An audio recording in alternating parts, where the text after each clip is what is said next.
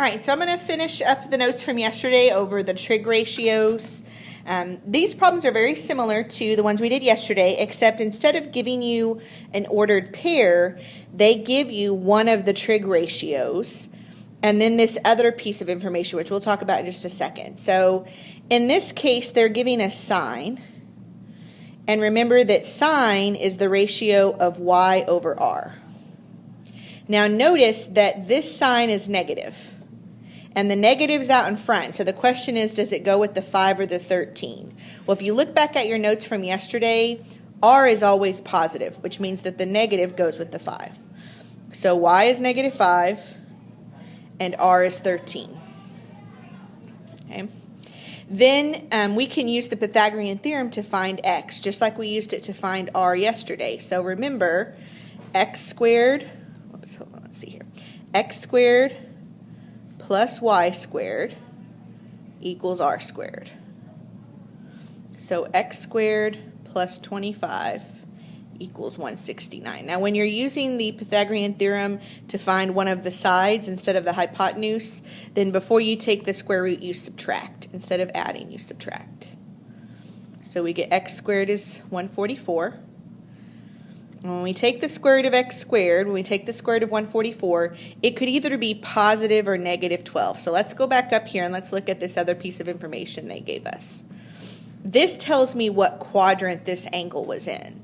So 3 pi over 2 and 2 pi, if our angle is between those, that tells me that my angle is in quadrant 4. And if you think about in quadrant 4, that's down here. This is quadrant 4 down here.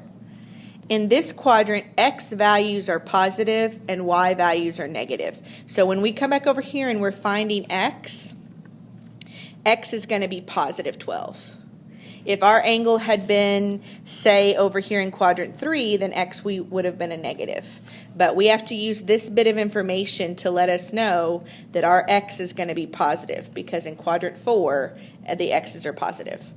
So now that we know that x is positive 12, they told us the y and the r when they told us sine. We can find the other 5 ratios. We already have the sine ratio, so now we can find the other 5. So cosine is x over r. We said x was 12 and r is 13. Tangent is y over x. So y is negative 5 and x is 12. Cosecant, which is the reciprocal of sine, so it's r over y, so 13 over negative 5. Secant is the reciprocal of cosine, so it's r over x, so it's 13 over 12. And cotangent is the reciprocal of tangent, so it is x over y. Okay, I had to answer a phone call, so I'm not really sure where I was in my explanation, but I think we're done with this one. So I'm going to try the next one. Very similar. But notice now that they start you off with secant, and it's not written as a fraction. So let's talk about both of those things. So first off, secant is the reciprocal of sine. It's r over x. Right? But in this case, it's just negative 2. But remember, you can make it a fraction by putting it over 1.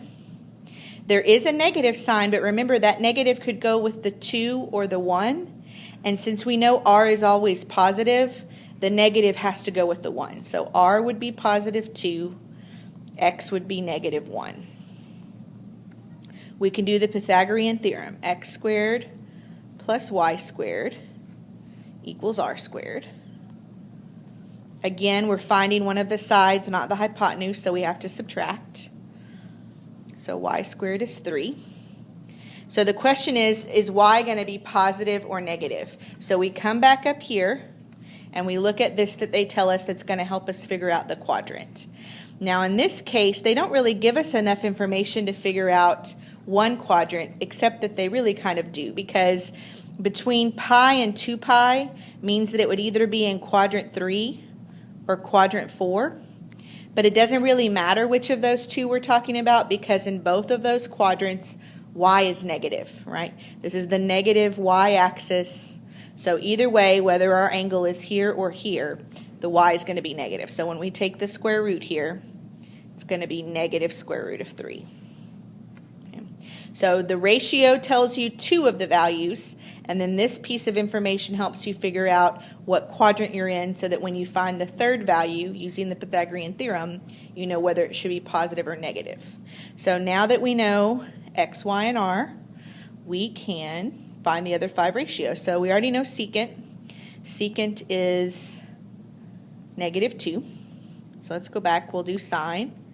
Sine is y over r. Cosine is x over r. Tangent is y over x, and a negative over a negative is a positive. Cosecant would be 2 over negative square root of 3. It's r over y. And if you want to get rid of the square root in the bottom, you'd multiply the top and the bottom by the square root of 3. So you'd get 2 square root of 3 over -3. Secant they already gave us. And then cotangent, we do x over y. So -1 over negative square root of 3. Excuse me. And if we get rid of the square root by multiplying the top and the bottom by the square root of 3, we get square root of 3 over 3. Okay, so you can see this is very similar. Your goal is to figure out what x, y, and r are. Yesterday, though, we had x and y because every time they gave us an ordered pair and we could find r. In this case, what you start with varies. We did an example where we started with r and y. In this example, we started with r and x. So you have to take what you start with, use this other bit of information, figure out what quadrant you're in, and find the third thing. But once you find it, same thing as yesterday.